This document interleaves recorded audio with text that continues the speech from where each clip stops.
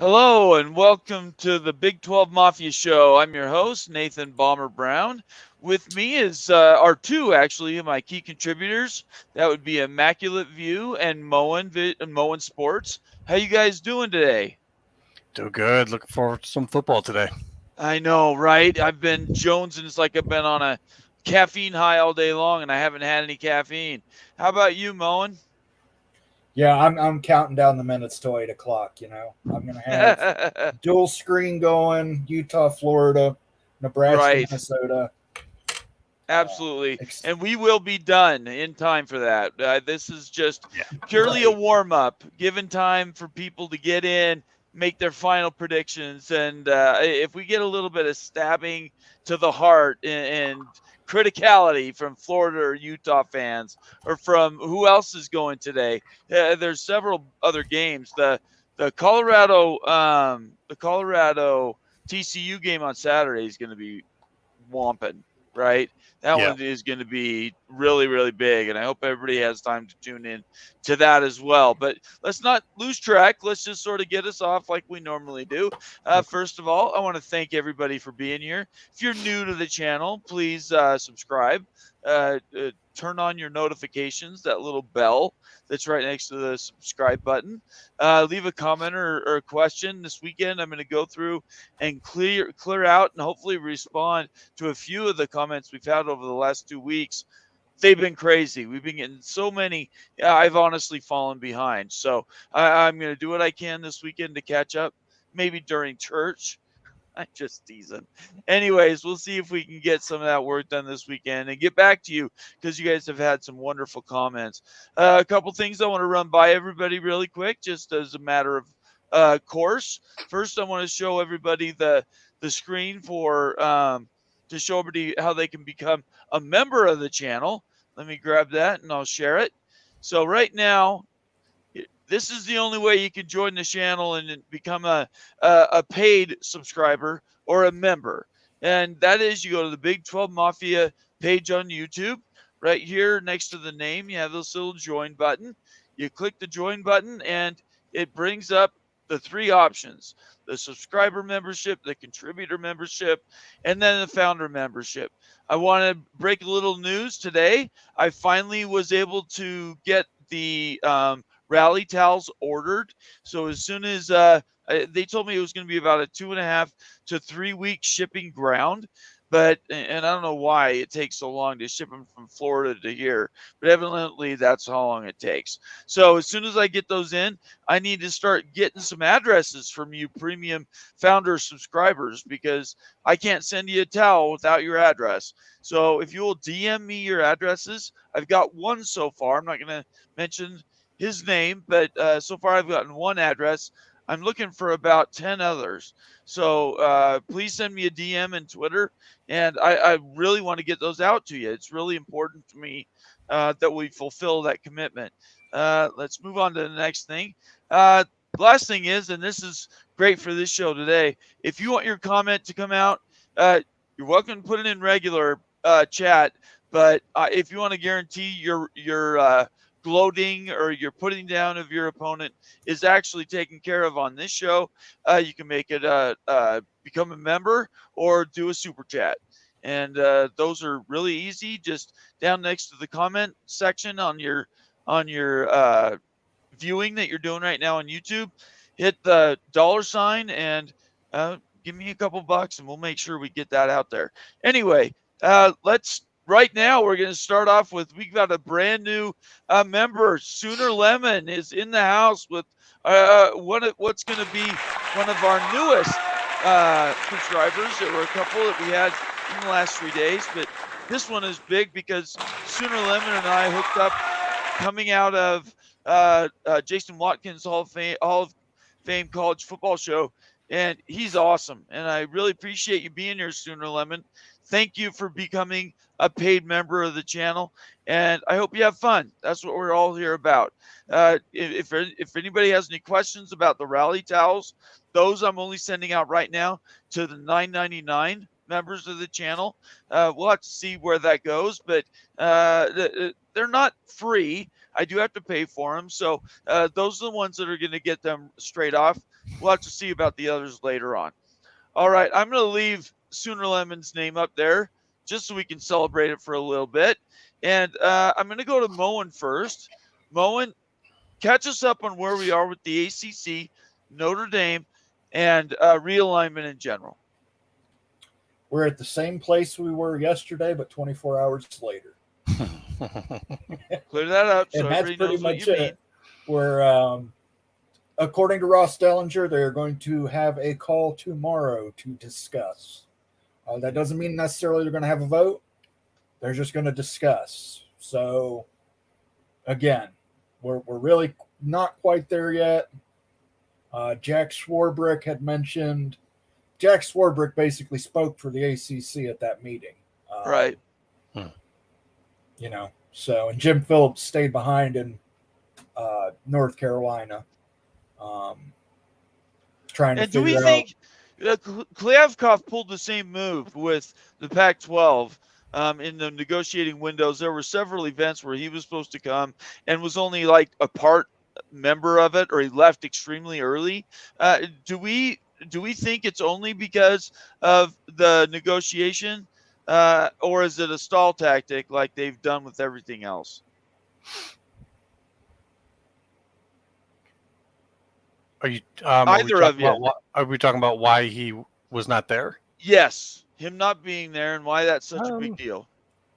It could be multiple things. It could be, they had a guy there. I mean, Swarbrick is kind of their liaison there, so you could have someone there as well as Phillips back at the main office dealing with whatever. But they might have still been dealing with some of the reaction to what happened in North Carolina. Who knows?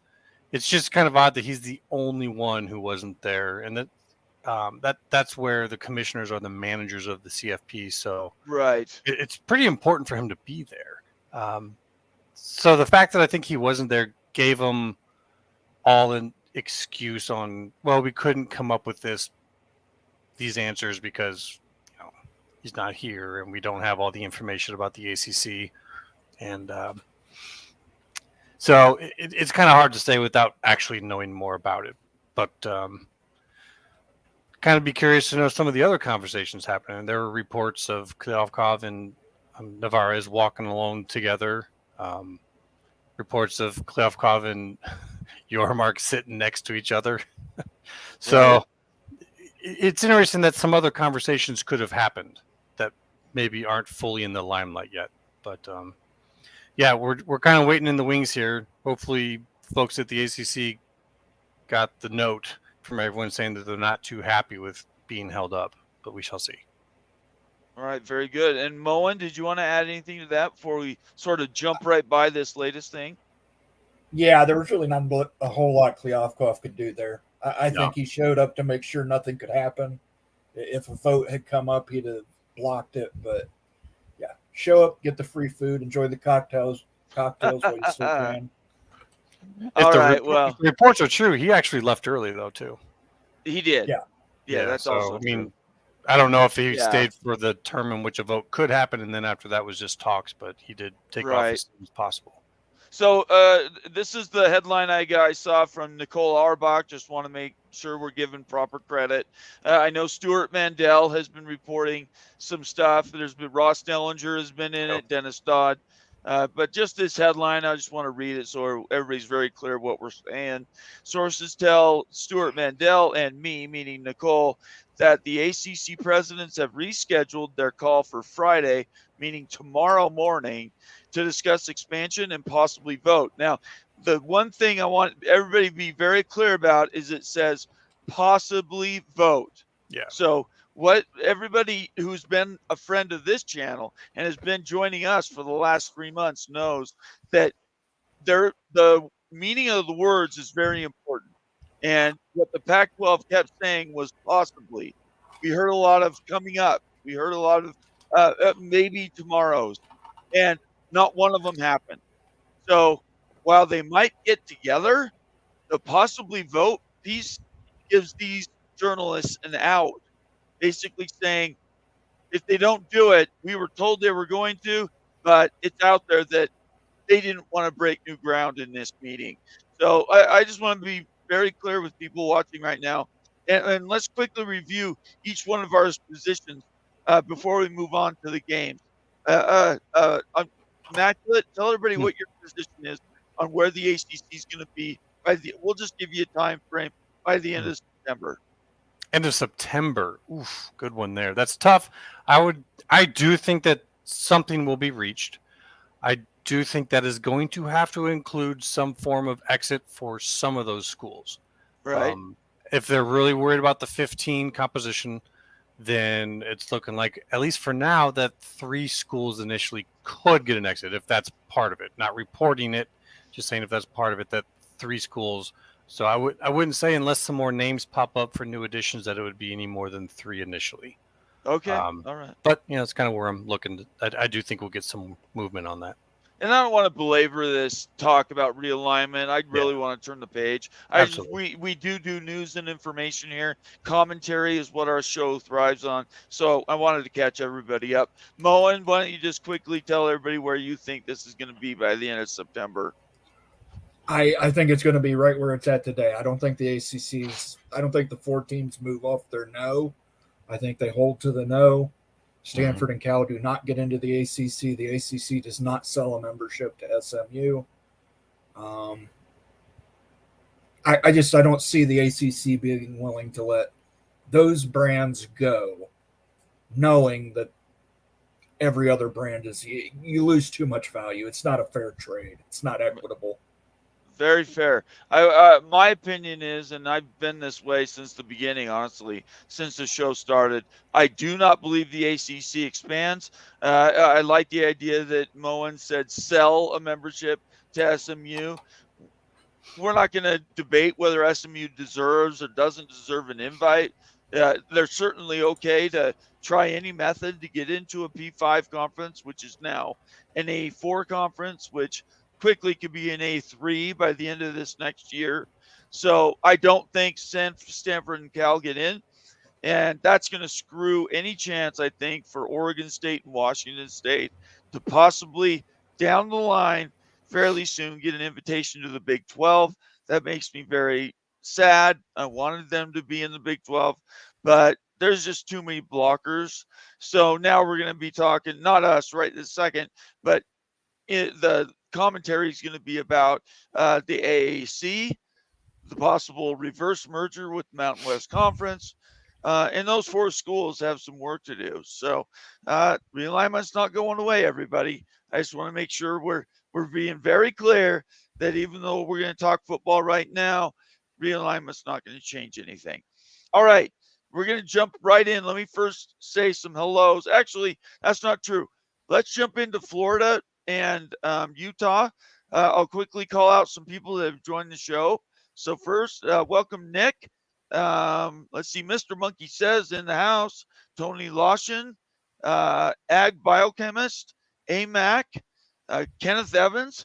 Kenneth Evans, nice to see you. It's been a minute that I've seen you, at least. Sooner Lemon renewed. I don't really care. I really appreciate it. Just having you be here, Sooner Lemon, is fantastic. Let's see. Kenneth Evans, P.S. Doff, who's now been added to my main distribution for all the Twitter names. I hope you might not want to be on that list. I send out quite a few notifications, but you're going to get them now. Let's see here. P.S. Doff, Tony Lawson, Sergeant Pickles, one of our members. Good afternoon, all. Good to see you, Pickles. And we'll jump down here to the bottom. Oh, one more. He says, go Dogs. So he and P.S. Doff are both Dogs fans. UCF kicks off in 20 minutes. So let's talk about UCF. I can't remember who they're playing. It's like Kent State. Yeah, I knew it was something like that. Let's jump into that right now. Where do you think that game ends up? I definitely think UCF is going to get a win, but the big question going out there for a lot of folks, I'm sure, is on the lines, and UCF is being given something around 35 points. So if, or actually the other way around, but in terms of them making that, that's a pretty tough one. I think UCF is pretty pumped up right now, pretty hyped up for being part of the Big 12. I think that they will definitely try to show up big. So if they don't get overcome by the new clock rules, Right. I don't see them taking their foot off the gas. I think that's very I could be fair. wrong, but I think that they're going to want to show up as big as possible. So I think that they stay on it all game long. So they could possibly make that. We'll have to see. We lost Moen. I'm not sure Yeah, where we he did. went, but Not sure. that's okay. We'll continue and trudge along. As far as UCF goes, I put up the lines so everybody can see them. We don't do the gambling lines around here officially, but definitely we like to talk wins and losses, and also the point spreads. I think make a big difference. So I have no issues talking about any of those things. As far as my opinion on UCF Kent State, I think UCF wins, covers. 35 is a lot. That means you got to score 36 more points. I'm going to take the under on that. That's a lot of points in college football. Yeah, I don't care who you are. That's a lot of points to win by. So we'll have to see on that. But that's a good one to talk about. Another good one is this UConn game for NC State. Now they're tuning up. UConn really is putting the hammer down, trying to turn the corner and bring their football into bigger into more exposure, right? Trying to improve what everybody feels about UConn's football. Are they able to hang with NC State? I don't really know enough on this one. My gut reaction would be a no. They weren't all that impressive last year, and I don't think they had any big impressive games against major opponents. So NC State, I know they lost their quarterback who left them a little while ago, but they've been doing pretty good. They've been on the slow come up. So right. I would have a hard time going for UConn on either making the points or in getting an outright win. I'm going to take the points in UConn. Yep. I don't think UConn will win. They could. I think they're much improved. I'm not sure if we have any UConn people in tonight. If not, I need to reach back out to that group because I really like the UConn fans, and I respect what they're trying to do there. I'm going to take UConn in the points. If you're watching live, please put in your predictions. We're gonna cruise through these games, and I really want to talk. If you guys have opinions on these games coming up, I would really like to hear them. Nebraska, Minnesota. That's a game that I had actually picked out as something to focus on. Where do you think we are? It's in Minnesota, and they're laying 7. Yeah, and supposedly their starting linebacker just went down. That's a real tough one at that low of a point spread at home. Without really knowing either of these teams all that well this year. Right. I mean, I've been going Minnesota, but now with this loss, I don't know how much that affects them. Honestly, I don't know if I see this being a 43-point total, though, between the two. So if someone wanted something to go on that, I'd maybe go underneath that. I'm trying to think, what would that be? That would mean you would have to not only you're laying 7, Minnesota. Greg is high on this Minnesota team. And I know Rule is now back at Nebraska, or is back in the big leagues at Nebraska. I'm going to take Minnesota in the point. Or wait, no, they're not. They're giving points. Yeah, I'm going to take the score. Yeah, I'm going to take Nebraska in the points. I think. Yeah. I think that's what I'm going to do. All right, the biggie for tonight, and I'm sure what everybody in here is lining up for, and I got this one I want to bring up right away. Kendon Shirley says Utah still got this win. Looking forward to tonight's game. Let's talk in depth. And Ute is at the game. I would have loved to had him on this live, but there's no way. He's so drunk right now with the glory, the glory that is Utah football. Let him enjoy that moment. I'm not going to bug him at all. So let's talk about that. So Florida, and if you heard last night on the Holy Rivals, we did a pop-up show on Twitter last night, and it was awesome. We're going to start doing those more and more. We might even do one tonight if Utah wins after the game. Ute said he might want to do like a pop-up show afterward. I would recommend everybody who's watching the show right now, please look for those in your Twitter feeds. We're not going to have a lot of time to notify you beforehand. I'm going to do my best, but these shows are really sort of last minute. And just if you get a chance to join in, all you have to do is click the button in Twitter and you're in. And it is one of the funnest things. I'm really glad that they made that available. Okay, so I'm going to let you start and tell me why Florida wins this game. Because Cam Rising is not playing. Okay. That's pretty much it for me. Without Cam, that's the heart of this team. I think they're going to be a very one-dimensional team. Right. It's not that they're that one dimension on them is bad, but if you're going to give Florida credit for anything, is that they're going to probably have a pretty stout defensive line. And I don't think this game gets 44 points total either. So I would take Florida on a win, and then I would also go under on the point total. So, oh, really? Yeah, I don't think either offense is going to do that much.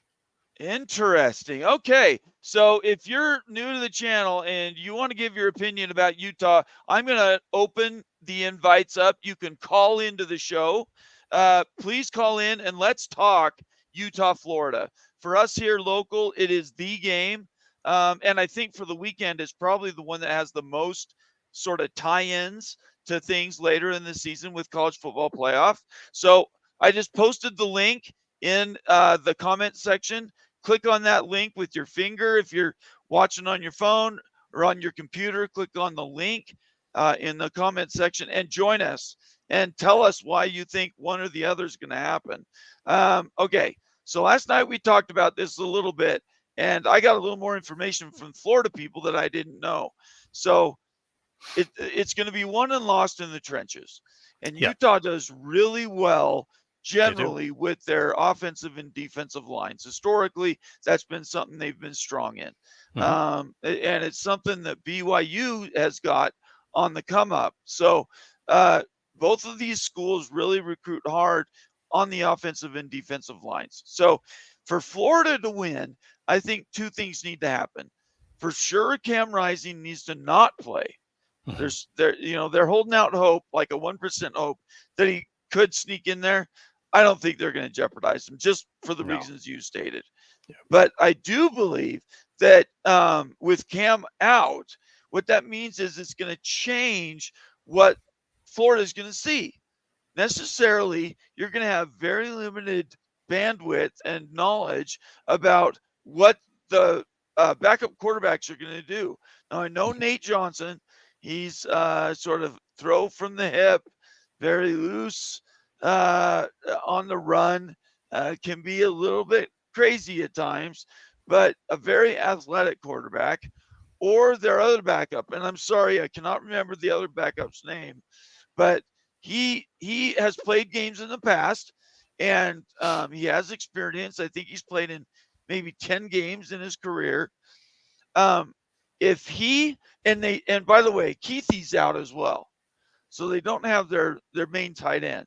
So with those two things being the biggest effect, if Florida comes out and gets a quick lead, I think they can beat Utah by 10 points. And I know that's going to be, a lot of people are going to hate me. Please, in the comment section, let's go through your comments. I want to read those. You guys can light me up and tell me why. But we're just talking Florida right now. We'll get to the Utah side. I think Florida is going to have more speed, generally, the whole team. I think their defense is going to be a lot better this year. There was a lot of lower class freshmen on that defense last year, and I think they've improved. And lastly, I think that they want to prove to the world that last year wasn't a fluke. The quarterback they had last year was a freak athletically, but he had some challenges throwing the football. Let's not underplay that. So between those two things, I really think that Utah could be in big trouble because of those things. Yeah. So let's get through some of these comments, and I know you've been reading them. I'm just going to jump. Let me jump to Let's see. Just to add to that real quick. Yeah, please go ahead. Early in the season, what I tend to see happen are teams aren't really running on all cylinders yet. There's a lot of rust. Right. That tends to affect the offense more than the defense. Defense Absolutely. operates a little bit more on energy, on psyched up, and that's big in the first game. So I tend to think that this is going to be a defensive game, not an offensive game. And if you're missing your quarterback who's been running that offense, it's really bad for you at Utah. And with Florida and the new quarterback Mertz, maybe they've got it together, but I tend to think you're in the same. That's I think right. you're in the for same Florida, situation there where they're going to have to work on that a bit. So I just think it's going to be a low-scoring game, and if it comes down to just a battle of beef, Florida's going to have the benefit of that. I mean, as much as they stymie me and wondering how the hell does this team do so bad, they bring in studs. Their recruiting teams are top 10. They're big, they're tough, they're strong, and in a game where that matters this much, you kind of got to look at it and go, this could be a bad night for Utah. I think you make very good points. I want to really quick. We're at 40 people watching live early on a Thursday, right before some big games kick off. So I appreciate everybody being here. Me and Immaculate have been looking forward to these midweek games on Thursdays and Fridays and Saturdays. We're getting into it, people, and realignment was fun, but we're going to be talking football. If you're new to the channel, please subscribe, turn on your notifications. If you want your comment to be read, for sure, make it a super chat. If you just want to become a member, I defer to those first before I take other comments. This is how you can get involved. I'm going to post again. This is the link if you want to join the show. I want to talk to you guys. Convince me why I'm wrong. Tell Immaculate why he's wrong. These are things that we really thrive on. All right, so let's get some comments in here. Let's see. We'll start with Adam Ontiveros. I hope I get that right, Adam. Thanks for being on the show. I think you're new to the channel. I appreciate it. Adam's who's a Texas Tech fan. That's great to see that in your logo. The upset, I guess, is Florida. I really want Utah, but with the injury loss, I just can't see it. And I'm going to say happening at the end. I'm curious, Adam. Join the channel because I'm really curious. Why are you cheering for Utah? They're not in the league yet. The Pac-12, as far as I'm concerned, all Big 12 people want to see just struggle. Is it just because they're going to be joining the Big 12 and you want to cheer for your opponents that are in conference when they're playing out of conference games? Is that the reason? Because I find that extremely interesting that that's something you want to cheer for. Please join the chat or leave a comment. What do you think about that? Texas Tech guy cheering for Utah. I think that makes sense. I mean, they saw Texas and Oklahoma getting pulled to go to the SEC. That's where Florida is. Right. And you got Utah's coming to the Big 12 in near future. So, I mean, I think that makes sense for just kind of a sideline fan from the Big 12 to look at that and hope to see Utah pull that off, because that's going to be a team that in the future you want to win that game for the Big 12 against the SEC. So this is all projection for the next year. Yeah, pretty much. Let's get on it now. Let's get out of conference now. Those OOC games really matter when you're looking at your rankings across the board. Right. As a BYU fan, and I've said this before, this is not news, that back in the day, I used to cheer for Utah all the time. I wanted Utah to be undefeated every year so that Thanksgiving game came, and it was BYU-Utah fighting for that last position. And in this case, we would be talking about a playoff spot if they're both really good in a particular year. So cheering for everybody out of conference, I totally support. Cheering for everybody in conference, nah, that's not something we're going to do. All right, let's move to the next thing. Kenneth Evans says then hopefully the Big cancels football. I don't think that's going to be happening. Let's see here. PS Doff says the game is a win-win. Either future Big 12 beats SEC or humbled Ute fans. I'm more on the humbled Ute fans, but I get where you're going there. Do you want to say anything to that, Immaculate? No, I mean there's logic to that. I mean, if someone is a Big 12 fan and they want to see other Big 12 teams lose, maybe Right. as a first game, it's a demoralizer, but you could go that route as well. I think it's a very fair comment. Let's see. Skoducky. Thanks for being here, Skoducky. He says Florida by 7. Again, I didn't mention my score when we were reviewing things. My score for Utah, Florida last night, I said was 27-24, and I had Florida winning. That changed, by the way. I had 31-27 when Cam Rising was in the game. So it's just that one position. I had Utah winning, but it changes when he's not there. I have him now losing. So anyway, P.S. Doff says leaning Florida too. Let's see here. I'm going to jump down. If you want to join the channel, get in here and tell me and Immaculate where we're wrong. And I know we are. Let's get this in here and we'll go to that. We got another super chat. You did? Renee Rocha. Good to see you, Renee. I appreciate you being in the channel. Make sure you subscribe. Renee Rocha gives us $4.99 to say, raise the glass, cheers, and wreck 'em. Texas Tech, let's go. I love Texas Tech. You know why? I love that logo. The logo? I do. I like the TT. I think it's boss. Let's see here. They could have a very big year this year, the Raiders. Absolutely, they could. It's interesting, though. They got rid of David Carr. So, is it David or is it his younger brother? Probably the younger brother, right? Yeah. Who's the young brother's name? I don't know. I don't know either. I don't care. All right. Renee Rocha, just to follow that up, says, I got Florida early. I think Florida wins straight up. Utah starts the season 0-2. I like this. This is spice good, on Renee. that last part there. See, Renee's going to become my favorite here pretty quick. I got Florida early. I agree with that. Utah starts season 0-2. As everybody knows or doesn't know, Utah goes back-to-back Florida and then goes down to Baylor and Waco. It's a tough run. It is a tough run. They wanted this tough schedule to put themselves on the map, which I applaud, by the way. That's what BYU's done forever. So it takes guts to play those out-of-conference games early, especially far away. It's not like they can just drive down the road and get into Lavelle Edwards Stadium. So anyway, I agree with you. I think they go 0-2. But I'm a BYU fan. Yeah, that's tough to say. Glad we don't have the Utes with us here to tell that to. Oh no, I'm not afraid of them.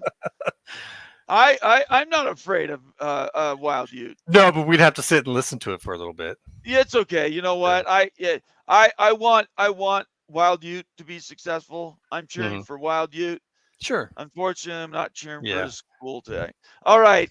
Kenneth Evans says, I think this game might end up with a 6-3 final score.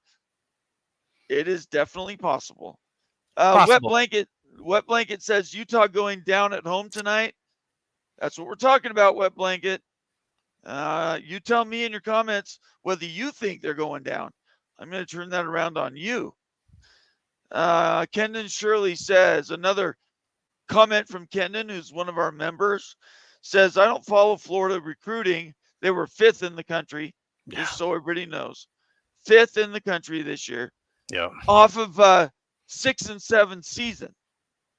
5th in the country. That means 5 stars and 4 stars all over the field. And that's usual. Like they don't. That's the crazy part about why Florida does so bad. Is like their recruiting is insane every year. They might almost have too many good guys that just don't gel well together. I don't know. Well, no, I think you're exactly right. Every year, and I don't have the stats in front of me, but I think they lost at least 5 and maybe up to 10 4 stars transferring. Certainly 3 stars that aren't getting plenty of time. Yeah. They're like, I'm out here to play football. Yep. So they change and they leave. They go somewhere else. And honestly, go ahead. Oh, I was going to say, no, keep going on that, but also I was going to say, you got Greg Swayman chat too. He could probably throw in quite a bit on the recruiting side of things. Is Greg here? Greg, can you join the chat? Here, I'm going to send you please, I haven't talked to you in a minute. I'm going to put this comment down here. click on that thing, Greg, and join us. I know you're going to tell me you can't. Probably because you're I was sitting there babysitting. thinking like, no, he's not coming in. Probably Yet. because you're babysitting your wonderful grandsons. He's got his big show coming up. He's probably going to save his face for that. Oh, no. Come on, Greg. Be a wuss.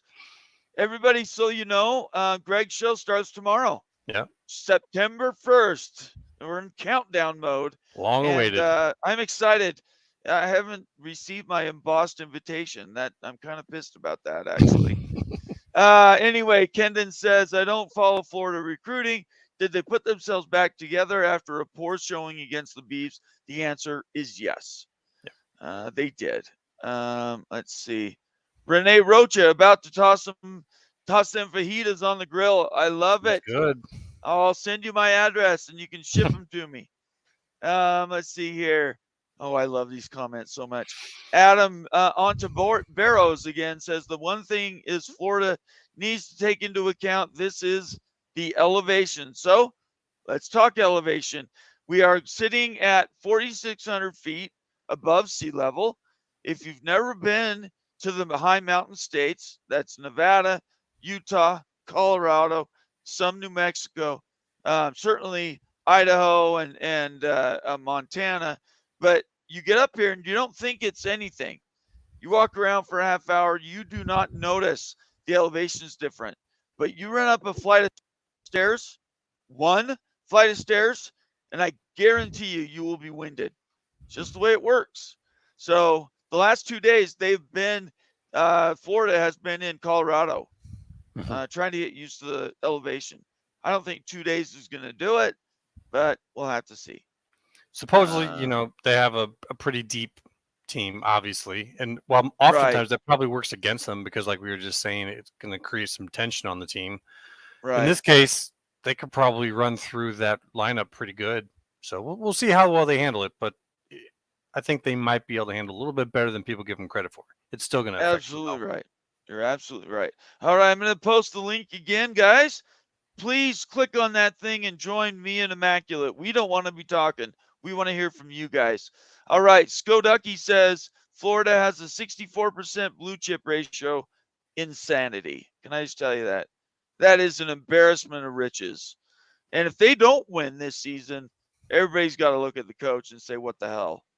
But anyway, we'll move right along. Steve, Ohio, Florida. Thanks for being here, Steve. Local Cincinnati fan. He says, Florida depth. Let's see what happens in the middle of the third quarter. If best players got some rest to offset the altitude. That is the question, Steve. Let's see here. Another member chat from Kendon says, Skoducky, okay, that is impressive on paper at least. We're talking about the 64% blue chip ratio, which that's an insane number. Let's just pause and think about that, Immaculate.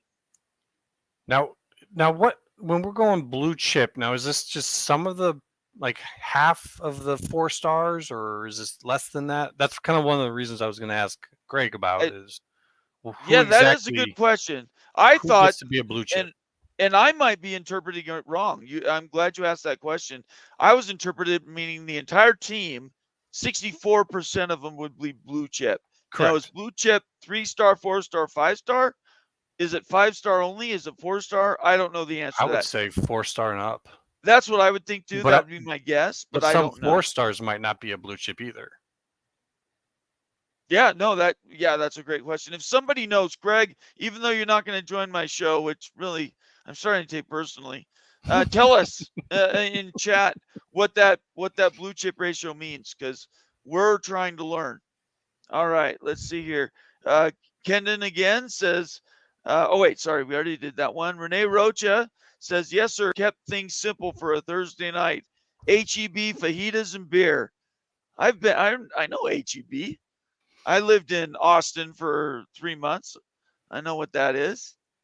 Ag Biochemist says, does Utah's performance tonight help or hurt the Big 12 or the Pac-12 more? I answered them in chat. It's Pac-12. They're not a Big 12 team yet. And, next year they're not even going to have Cam Rising, right? So it's going to be a much different team. It could be an interesting test to see what these other quarterbacks are. Cam Rising, how long has he been there at Utah? This is technically he's a redshirt junior. So if he wanted to, he could go another season. But Okay, well, so he could be there another year. But how long have these guys? Has either one of these guys been a backup there for a couple years? Because they could well, be kind of a he secret. was about 2 years ago. He was a backup for a Okay. year. Yeah. But then the main quarterback got hurt or got demoted, one or the other, and he came in and began to win, and he's been there ever since. So for 2 years, he's been, and everybody really respects what he can do. Anyway, Well, I'd say the angle on that then is if you get one of these backups to come in for Utah, maybe right. it doesn't get them the win, maybe whatever. But if they show you some semblance of some spark, something there, something that they can build on, then I'd say that helps the Big 12 more because they may not be that great. Utah for a moment. He gambled. There's a couple seniors they have that this was the year. Utah was loaded for bear. They were going to win the whole thing, right? The team is really loaded. Probably the best top to bottom roster they've ever had. And he decided to come back to try to win the whole thing, at least make the playoff. Yeah. And then the surgery goes, and he's still hurt. And I don't think he goes tonight. I don't think they're not gonna put the whole season on one game. But I would counter, and I want to hear your opinion on this. I would counter that this one game is their whole season. If they don't win this game with the revenge factor, being at home, everybody talking them up for an entire year, at least 9-10 months. If they don't win now, ask the big question, are they ever going to? Well, I wouldn't go so hard on them because it's going to be an entirely new game for them next year, right? Like coming into the Big 12 style. No one knows who's going to be the top dog. So no, I wouldn't go that far on them. But as far as this year goes, a loss to Florida, let's because we're talking about just 4 teams this year. We don't want to lose track of that. So if they lose to Florida and still win the Pac-12, they might get kept out still. I mean, because you're talking last about, year they did. Yeah, so that doesn't work out well for you. So in a way, and this is what I do not like about the current system. I do not like how a first game of the season, where no way are these teams the same as they are at the end of the season. Of course. But yet that could be the thing that keeps them out if you're comparing champions. But aren't they? It's an all or nothing game with only the 4 teams at this point. There are no other options. It's not like you can say, okay, we can do something different to change the dynamics. Yeah, and I'm not saying like we can fix the 4 game. Like that's kind of why you're going larger and why you're looking in the future to fix this problem where exactly. But it is what it is, and that's what I would see them caution if they lose this one. Even though your quarterback's not there and all of that, it's still a loss, cross conference against the SEC. I think it would be a disaster if they lose this game. Yeah. I hate to say that, but it's unfortunate. But it's really sad that he is not healthy. And you could play the what if game and say, what if they did have a healthy Cam Rising? But in today's game, especially in college football, it's all or nothing. There's zero tolerance for mistakes, zero tolerance for errors in judgment, in game selection. I mean, all these things, unfortunately, that's why expanding the playoff is so important and why it'll be better because it'll bring more people to the table. But yeah, just to start off right now, I think it would be a disaster, but that's just my dumb opinion. Don't listen to me. All right, Ken and Shirley, again, a member, says, to be honest, I just want Utah to keep their rankings. So when the Bees play them in week 4, it boosts our rating when we beat them. Kendon, you're exactly right. And this brings up another topic that came up in Twitter this week. Somebody asked the same question about Boise State and Washington. I believe it was somebody from, was it TCU? No, it wasn't. It was a Big 12 team, and they were asking. It might have been Houston. Oh no, I'm sorry. It was UCF, and their fans were asking, "Do we want the Beavers to lose to Washington so that when UCF plays them, they're down and beat and UCF can walk over them, or do they want them to beat Washington, who is right now in the top 15 in pretty much every poll? And if they beat Washington, then when you come along and beat them, yeah, it'll be a tougher game, but so it's high risk. You could lose, but the high reward is you beat them and Boise State beat Washington. That makes your win that much more powerful. And I think that goes with every game on every team's roster. If they're in a position to play a team that the game before they were playing against a top 10 or 15 team, they want them to win. You should be cheering for every one of the teams you're playing to, before you play them, that they win every game they play, because your win then is amplified. Hmm. And if Oregon State does win through, they will have wins against Washington, against Oregon, and against Utah. I don't think it's so much a problem for the Beavers if they actually win out, go to the championship, and say beat Utah. Even if Utah is lower ranked than they would want it to be, I don't think that the Beavers actually have a problem in that regard making it. Now, if like a Utah wins out and like they had beat a USC team that defensively just never showed up, was never as good as talked about, and so the South is weak, and then Utah beats whoever comes out of the North after the Florida issue and whatnot, that could be a problem for the Pack. I think if they get a champion coming out of the North, they're better off. Okay, if that makes much sense. It does. Absolutely makes sense. Yeah. And I think everybody, this is the new math in college football. You absolutely, your wins need to be over teams that are on a hot streak. Mm-hmm. Your wins need to be over teams that are playing the best football that they've ever played in the history of their programs. Because when they win and then you play them and you beat them, even if it's just by 1 point, that's it. That's the ball game. And it makes you look that much stronger. Anyway.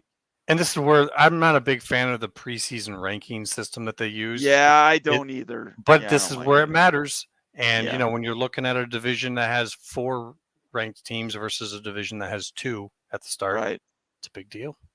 So what is that? It's the first 4 or 5 weeks before you get the first playoff rankings, right? Isn't it? It's all of September and like the first week of October. Isn't it like that? Is it 5 or 6 weeks? But even then, those rankings kind of at least influence the CFP Oh, sure, judges, absolutely. so. I'm agreeing with you. But the preseason rankings set the tone. Like, yes. It's like if you were to compare races, if you were to compare like greyhound racing or horse racing, everyone starts identical. Right. But if you were to compare that to motor racing, they don't. They have,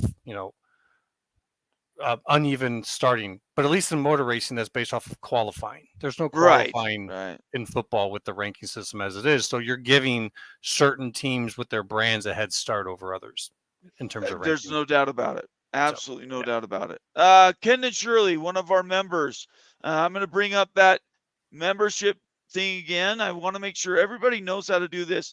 Every show, I get a DM from somebody saying, how do I join and become a paying member of your channel? So I'm just going to make this I'm proselyting at this point.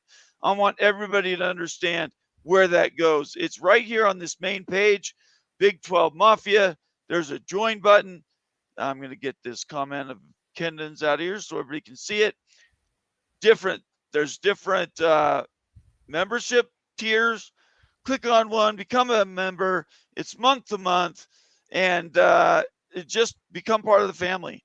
We really take that stuff seriously around here, and definitely Immaculate and I love to have members be around.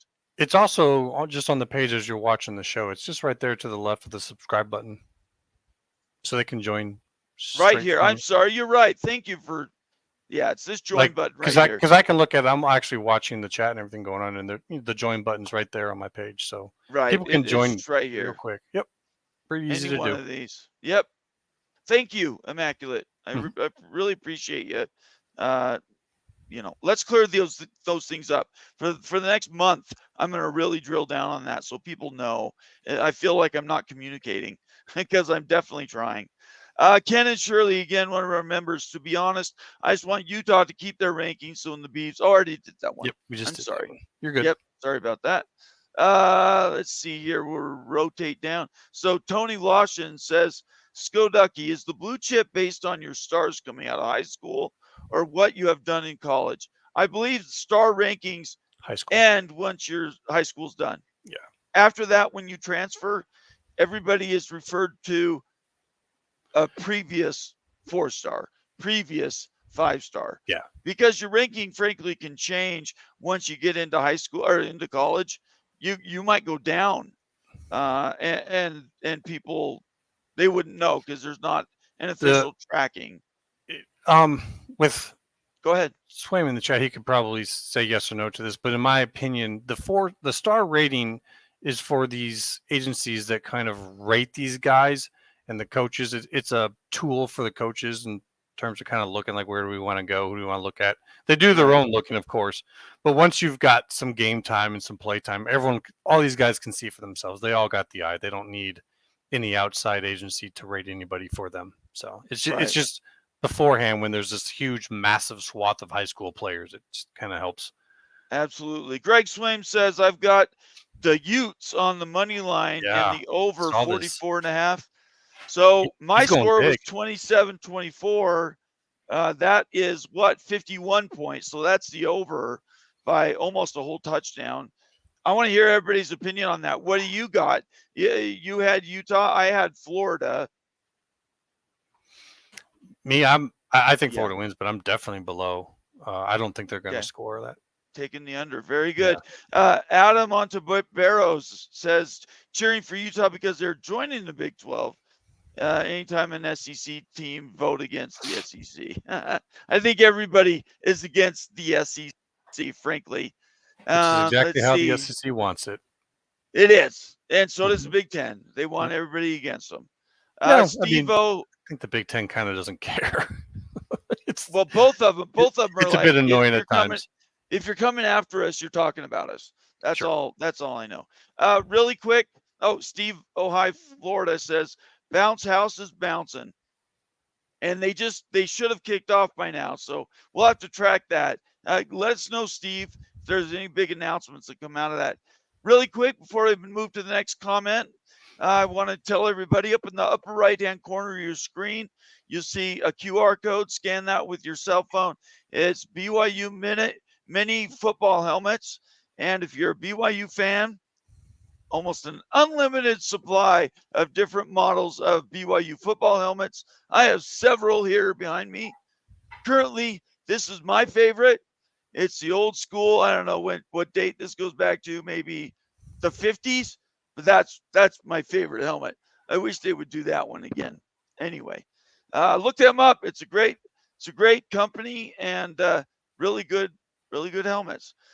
Sergeant Pickles says, bad news for me, but Utah wins a close one today and beats Baylor next week, even without Rising. You're crazy talk, Pickles. Absolutely crazy. Immaculate. Tell him he's wrong. I have a hard time going Utah over anyone if they don't have Cam until I see what their quarterback can do today. Very fair. I'd have to go Baylor just based on my own ignorance of what they've got going on. But we'll see after today. I don't think you're ignorant. No, I don't have any clue at all what Utah, the rest of their quarterbacks can do. So, really quick, can you give everybody a brief description of where the voting stands on the college football playoff? They haven't voted at all, but where is it leaning for the 7-5 versus 6-6? That's a tough one. I would have to say at this point in time, everyone's going to lean what's in their own best interest. So, Big Ten, SEC, obviously they want to change it. I'd probably say Big 12 wants to play ball with them, probably wants to change it. The Pac probably doesn't at this point. If they're going to stay alive, there's no saying how good their champion's going to be, but probably if they take most of the Mountain West, then they're probably okay. And then once you get down into the G5s, they're going to push against any change of that unless they get something in on their side. I would say Notre Dame would actually be in favor of going to 7-5 because any amount of conference championship guarantees means that's a spot that they can't get. Right. So I would say the votes are leaning in the direction of 7-5, if not at direct 50-50. But you got to have unanimous, so it doesn't really matter either way. There's no vote. I think you just keyed on it. No vote yet. Yeah, the big guys will have to pay off the small guys to change their vote, basically. That's the only way. Yeah. P.S. Doff says Baylor will win. So we're talking next week. I agree with you. We'll have to see how today goes. UCF is kicked off. I'm so excited about that. The real MVP 24 says Adam Montebarros. Since the SEC has been the best conference for a while now, and it's hard for anybody to dispute that. Yep. I guess those moments of enjoying the SEC losing are few and far between. Do you even have anything to say about that? I mean, Darrell is a very well-known SEC fan. He comes around a lot of shows like this, so he's a good person to have. But he'll have a good conversation with you about it. So he's a fun SEC fan to have talk about that. But he's not wrong. I mean, people want to see the SEC lose for that reason. Getting back to those recruiting questions that we had, and I want to post an invite. You guys want to join the show? Here's the link. If you're just new to the channel, subscribe, turn on your new notifications, and then in the comments section, I just posted the join link wrong verbiage, the link to join our show right now in StreamYard. Click on that link.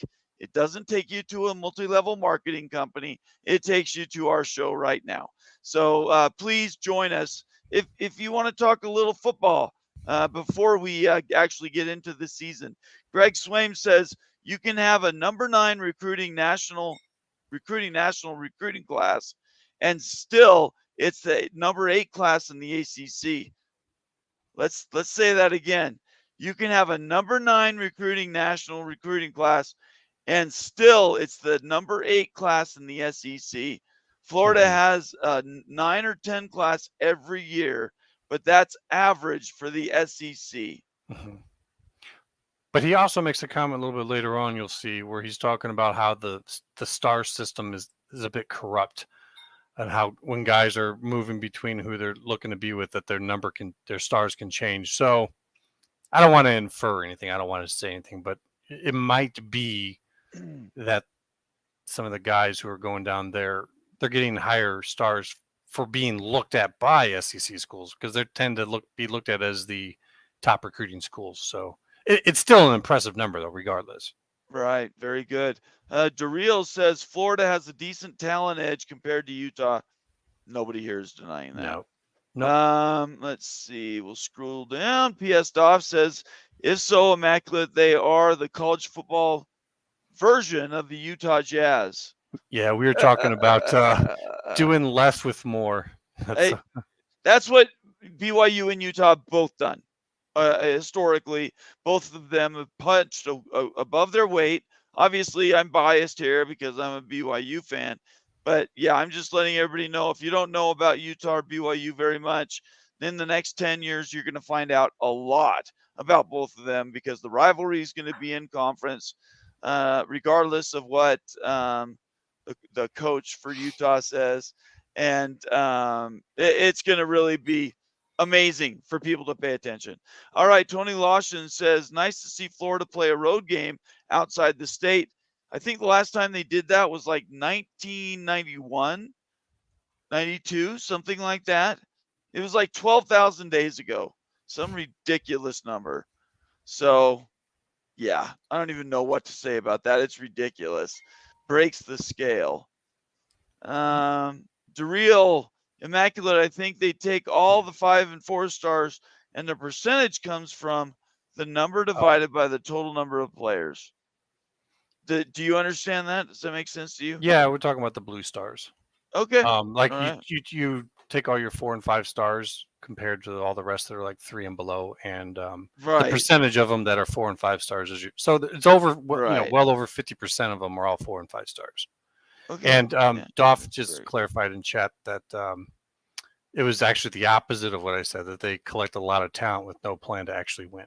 You'll see that at the end of Yeah, I don't know about that. Greg Swain again says they're getting the same 4 and 5 stars others are recruiting, but as good as their classes are, Bama, Georgia, LSU, Texas A&M are better. OU and UT getting ready to find this out. Let's talk OU and Texas in the SEC. How long does it take? And we're going to stir some stuff up. Can you I know put that we've only back up got real quick? 27 people. No, I'm not going to give you a reference. Just so everybody knows what I'm talking about here. What is going to be the prognostications of Texas and Oklahoma, let's just say between now and 2030, do either of them win an SEC championship? OU plays great offense, does not play defense. UT has. I'm actually kind of thinking that UT maybe does better only because they've always seemed like this underachieving team of collection of studs, but they just, for whatever reason, they just don't get their crap together. But I think if they're getting their tail whipped by SEC teams, maybe they come together better. But I'd say the betting odds are that both of them are going to have a very rude awakening. I think it's going to be very difficult for both of them. Historically, blue blood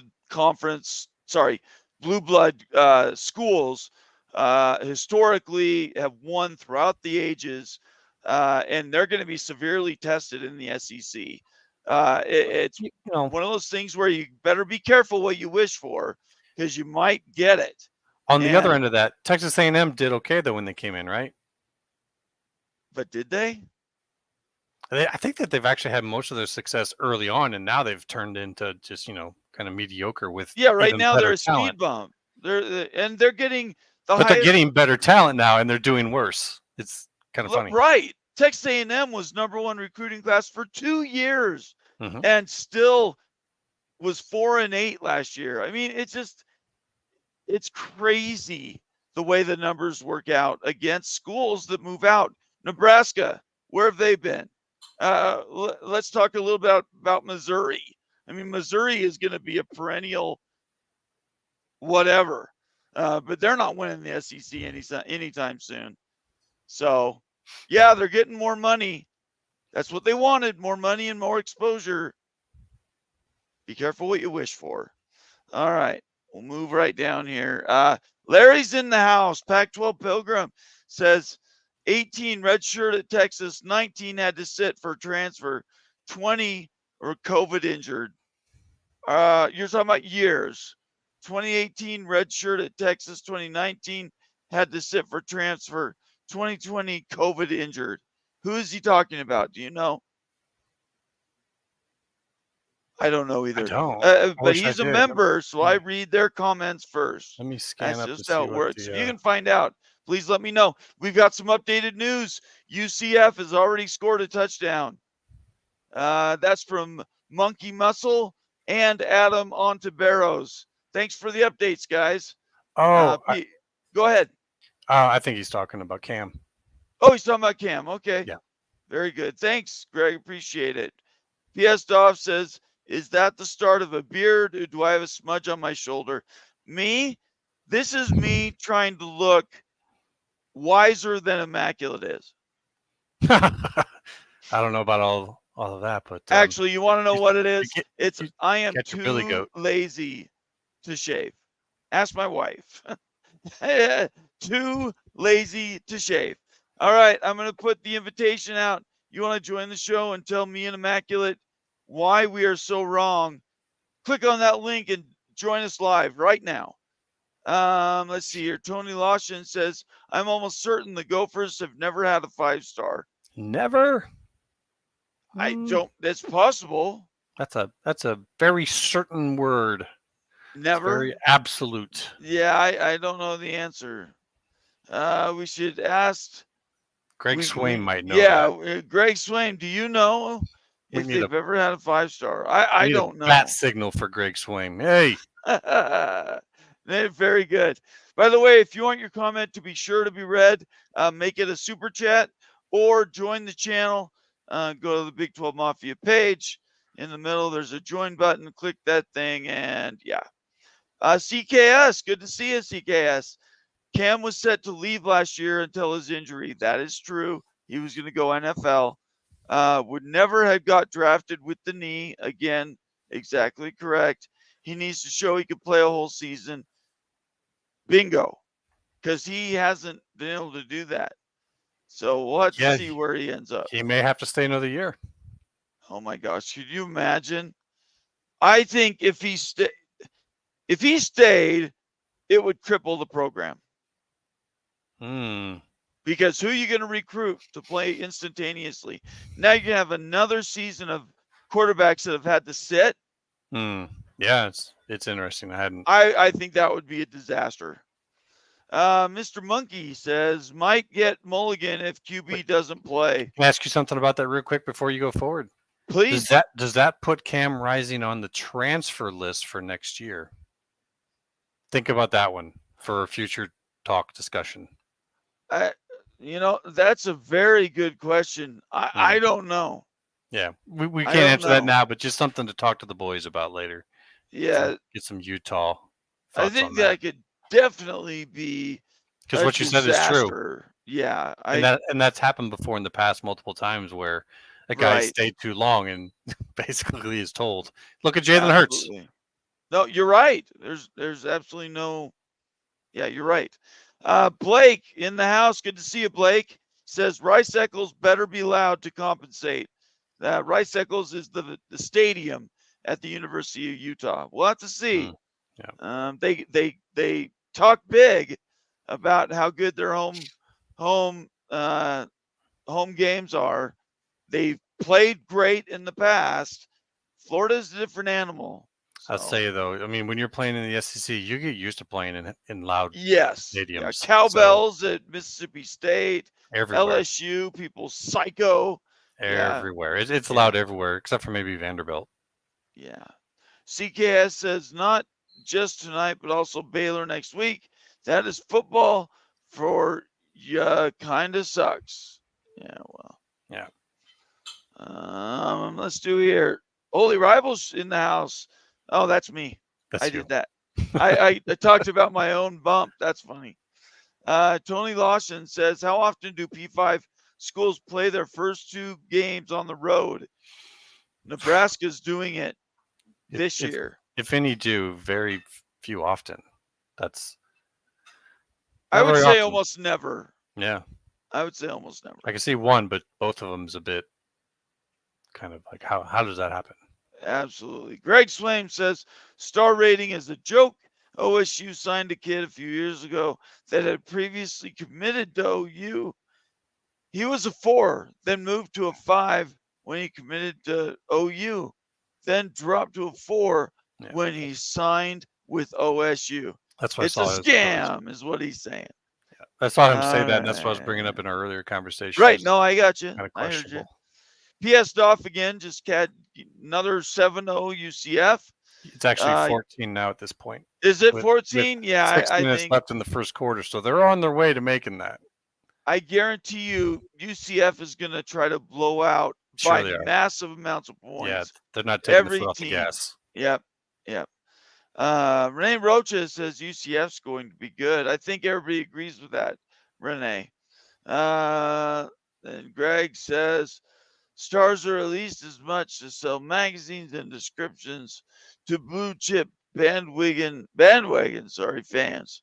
And the people that follow that the most are SEC fans. You go into an SEC chat and you talk, they're all over that. They're citing these numbers. So, I mean, it makes sense. I mean, I'm not saying that's true, but if it was true, it does make sense.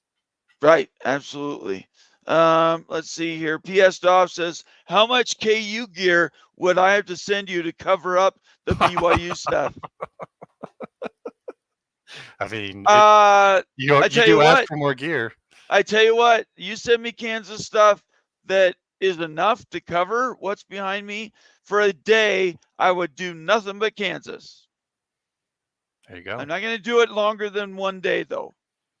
So that's up to you. I've got a bunch of Kansas gear already, but as we're talking about fans of the show, and we've got some of the best fans in any online online organization, I fulfill my commitments. So that's my commitment to you. If you send me a Kansas shirt, I will wear the Kansas shirt for an entire episode as well. So, and if there's special events, KU versus BYU, that would be a week where we could go head to head. I might have to take 2 shirts, split them down the middle, and wear one of each. But yeah, I'm looking forward to those rivalry gifts, and that spells out for the rest of the people. I've got Iowa State, I've got OSU, I've got Kansas. Don't have gear from anybody else. So and the Iowa State stuff is in the mail, evidently, is what he told me. So you want your stuff to be worn and used and pronounced? I'm happy to do it, but I have to have it in my hands. Just to say this, since you're on that, he says in the chat size. Extra large. There you go. That way I can paint with it and it doesn't restrict my movement. All right. Tony Barber. Boy, you scared me there, Tony. I thought you were going to put something else in there. Tony Barber says, I don't think it matters. Utah is a running team. Game plan will be the same. You are exactly right. That's what the Wild Utes said, that Utah is just going to control the game, run down the clock with the new clock rules. You can do that. You can do 2 possession quarters. I hate the new clock rules, by the way. You still need to have a threat. You still, in order to keep them from cheating and coming up too much into the box, you still got to have a passing threat, even if it's just a play action, keep them honest type of a situation. You got to have a little bit of a threat. Otherwise, they're going to stack that box. And Florida does have some beef. Yes. No, you're right. You're exactly right. That's true. We'll have to see how it ends up. It's one thing to say you're going to control the clock and run the ball. It's another thing to go three plays, 3 yards apiece. You're kicking. So we'll have to see. I don't know. Let's see here. Renee Rocha says, I've got Baylor, but no dough on it yet. I want to see Utah today play. Smart choice. That's very smart. I wouldn't put any money down either. Greg Swaim says, Iowa State, Kansas State, Oklahoma State fans won't buy as many of those magazines as Bama fans will, since they go get those 5 stars. He's saying that same thing then. Right. It's a business. Right. It is a business. That's absolutely true. If you want your comment to be for sure read, make it a super chat. And I read all those. And if you become a member, I defer to those member comments. So anyway, that's where we're at. And on the thing earlier, Tony was saying in chat that Cam's not that great of a threat either, so it's not a huge drop off. I just don't know enough about the backups to know. One of them might actually even be better. We don't have anything to know. It's quite possible. It's a secret. Yep. Renee Rocha, of course it matters. A running team with no passing option versus an SEC D line is too one-dimensional. You just said that, and I totally agree with you. Let's see here. Bama don't buy, Bama steals. That's from Monkey Muscle. I think that's funny. I've seen that so many times. They just watch to see what the people are going for, and then they just come in and. Of course they do. They're Bama. Yeah, I saw it a lot in Iowa too. Like there'd be like guys that they're looking at, and then Bama comes in last second and gets them because they know Iowa's looking for certain types of guys. There's literally, there are literally about 5 schools. Let me do this. 5 schools in the country that when that phone call rings, you're taking the call, and more than likely you're going to the school. Yeah. You just have to know you might not play for 3 years. Just have to know it. It's the cost of doing business. High-end, how would you say that? High-end? High-end? High-end Damon? High-end Damon. I'll just say Damon. Damon. He says, hola, high-end. Good to see you. Saying hello. Yes, he is. Kenneth Evans says, power spread option running game for UCF looking good so far. Look, everybody I've talked to says UCF could be good this year. I've heard that from a lot of people I respect, and their opinions matter. So PS Doff says KU got 2 5-star transfers, including BYU's Jake Heaps Don't remind me. Get pissed off. That's not nice. And they all still stunk. You know what? He's become a quarterback whisperer. The last 3 quarterbacks BYU's had have all been drafted. And I'm talking drafted, not unrestricted free agent, not gifted. They've drafted those quarterbacks, and they've all been coached by Jay Keeps. Take it for what it's worth. Renee Rocha says Florida is on the uptick. I agree with that statement. You have anything you want to add to that? I'm not sure about their coach.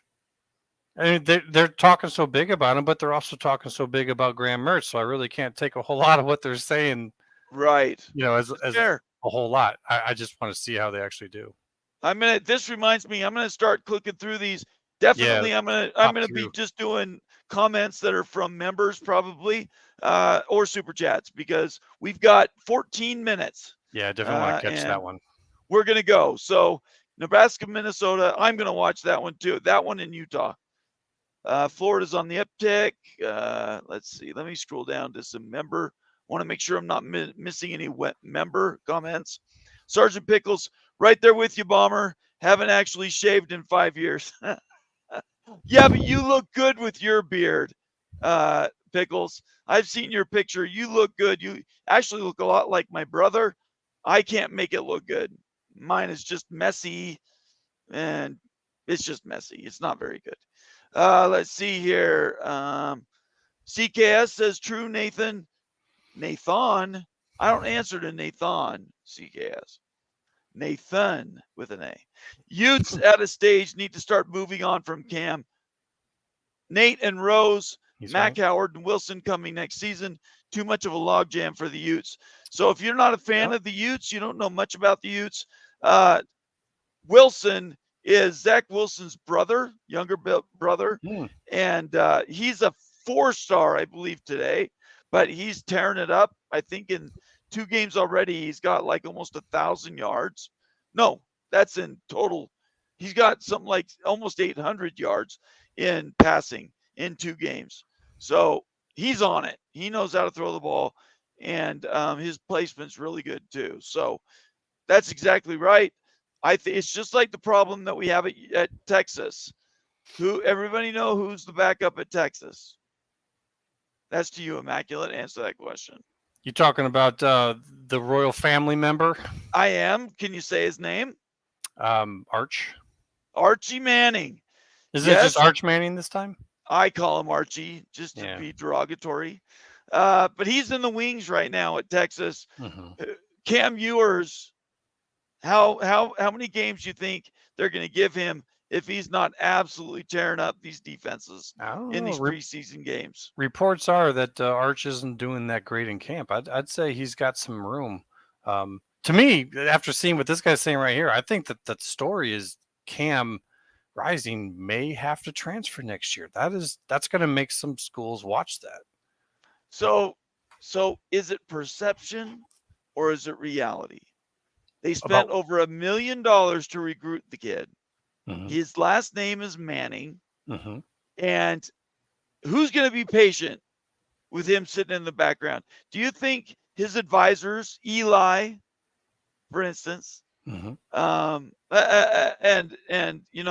I know where he's going to want to go if he wants to go for somewhere else.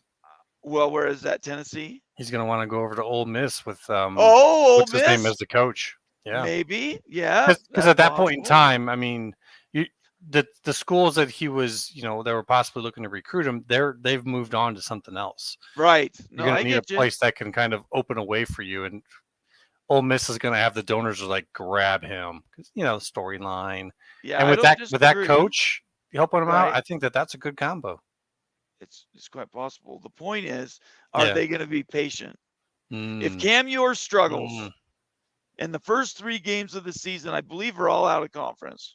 Yeah. If he struggles and maybe even they lose a game, do they stick with Cam Ewers, who himself was a 5-star quarterback? It really depends upon how the others are looking. If the others are looking good, yeah, they might move on. If the others are not making them feel like it's going to be any better, then maybe you don't want to throw them out there in a season that's not going so well. I think there's going to be so much agitation by Texas fans that if he struggles and is it Cam Ewers? It's not Chris Ewers? Chris Ewers, yeah. Chris Ewers. Sorry, I got his name wrong. And if he struggles, they're going to have a very quick hook, regardless of how good he is. Someone in chat saying that Manning is only the third string quarterback. I know. So how long are they going to be okay with third? I don't even know who the other guy is, but if that's the case, then I don't think Arch is getting in there at all this year.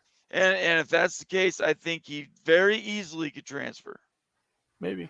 I mean, and Texas is going to recruit more guys in the offseason again. So. Right. Well, I think, anyway. Mr. Monkey says, what's interesting is when you match up draft picks and star ratings, lots of 3 stars make it to the first round. You're exactly right. In fact, I would say you have a better chance of being drafted high in the NFL draft if you are not a 5 or a 4-star quarterback. Quarterback is one of those positions that you're a late bloomer. You're actually better off than if you come out of high school with that extremely high rank, because if you're deferred to, if people give you extra breaks, they're more patient because they don't want you to transfer. You basically are patting the kid on the back of the head saying, don't worry about the fact that you suck. You don't have to spend any more time on it. We're going to play you regardless. And it stunts their development. I'm a strong believer in that. Sometimes expectations can crush you if they are put on you too soon. No, you're right. That's exactly right. Tony Barber says, if 8 out of 12 SEC teams come here in this situation, I'd say yes, but Florida is not good. Well, that's an opinion, Tony. I'm not sure. He follows that up by saying Cam is not that great either. It's not a huge drop off. So the perception, this is where we talk about perception for football and these teams. The perception of your school and your quarterback highly, highly dependent on what the perception of your school and your quarterback is to the world. Not about in the building, not about wives and cousins and aunts and uncles. It's literally about the word of mouth and how you're presented to the rest of the world. And you did just get another question. I know we're starting to run real tight. Yeah, we are starting to. We got. You got another question from. We're down at the bottom. Member down at the bottom. All right, let's get. Oh, Kendon. Kendon says another member says altitude question for fans. Does it cost less to get drunk in Utah? Stadium prices are real. These are the questions we need to know. The answer is no, it's not easier. The problem with Utah, if you're a drinker, is that the alcohol content for beer is 4.5%, which means you have to spend more money to get drunker. And that's a big deal if you're a drinker, because that means your average 6-pack will actually act like it's your average 3-pack or so. So it actually costs a lot more money to get drunk in Utah, not less. Let's see here. I saw one with my name on it. Let's get to it, because anything with my name is super important. CKS says Heaps was overrated. BYU better without him. I would agree with you, CKS. That actually turned out to be true. But he's a great coach and a great motivator, and I've always been a fan. So we'll just leave it at that. Let's see here. Michigan Coug says, Bomber rocking the Amish Billy Goat look. Go Gators. You're right, Michigan Coug. That is exactly what I am. And I'm proud of it. Let's see here. So we just got a couple minutes. If you want your comment to be read, please make it a super chat, or you can quickly become a paid subscriber. Let's see here. Rising, getting a medical red shirt this year. He could. That would be given up. Unless one of their backups is better than we know. But, yeah, and that's possible. That's very possible.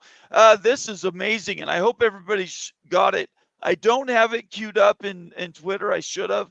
But last night That at is funny. Nebraska's football stadium, they had 92,000, a world record, 92,000 people watching a live volleyball match in Nebraska's, what is their stadium called? Do you know? Oh, Is it Memorial. Neyland? It's Memorial. Memorial. Yeah. So Nebraska's Memorial Stadium, their football stadium where they've won many national championships, was set up for volleyball last night. 92,000 people watched a volleyball match in Nebraska last night. And that, I don't know if it's a world record, but it's certainly a record that I think is going to be hard to beat in the future. Do you think women's sports deserve to have that many people watching a volleyball match? My opinion on it is actually, if you're going to push a women's sport, push volleyball. Like, I know people, this may not be popular, and I apologize if this offends anyone, but it's going to be a tough uphill road for any women's sport that's in competition directly with the men's sport. Right. But volleyball, I've taken a shot from a very good volleyball player spiking right in my chest. I know a lady who's a kind of a big time volleyball coach, and let me tell you, these ladies are not playing games when they're playing this. This is actually like very high level. Right. If you're gonna really get into a women's sport and push it, that's actually the one I would put it on. And to see this, I saw that, I was like, you know what, I could be a buyer on that. That would be the one where I'd say push that. I absolutely love it. I think women's sports are fantastic. I wish they got more publicity. BYU has a very strong women's athletic program. Right now, I believe their soccer team is, I think it's in the top 10. It may even be the top 5. They are world class, that team. And yeah, I totally support women's sports. And I hope the bigger the channel gets, that I'm able to start covering some of those. I would love to cover BYU women's athletics. And believe me, when I talk to their associate ADs down in Provo, I'm going to be talking about covering, not live, not like doing play-by-play, but covering before and after women's athletics. I think that's really important. Let's see. Renee Rocha says timing's everything. That's why I'm the grill chief. I love that.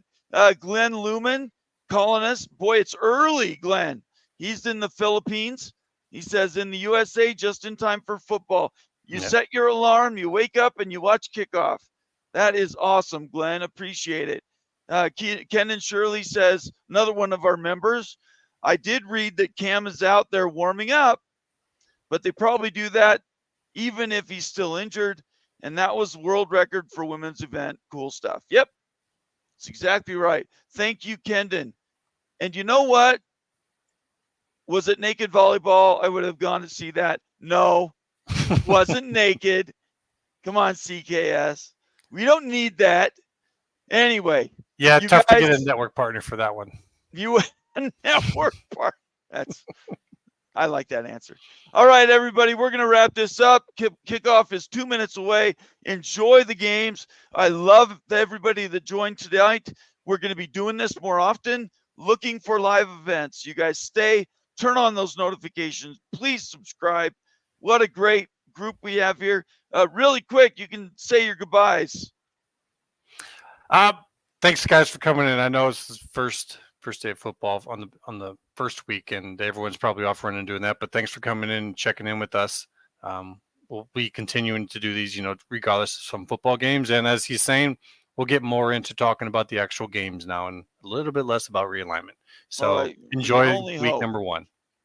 We can only hope that's what happens, Immaculate. Let's talk football. Ken and Shirley on our way out says, have fun tonight. Wish we had some of those Thursday night tacos Renee was making. Have a good night all. And I'm going to tell everybody, thanks for being here. I hope you had fun, lighthearted. This is what we're going to be doing, and it's just going to get bigger and bigger. You guys have been a great set of fans, and me and Immaculate really, really appreciate you being here. Love everything you're doing. Everybody have a great night, and peace out.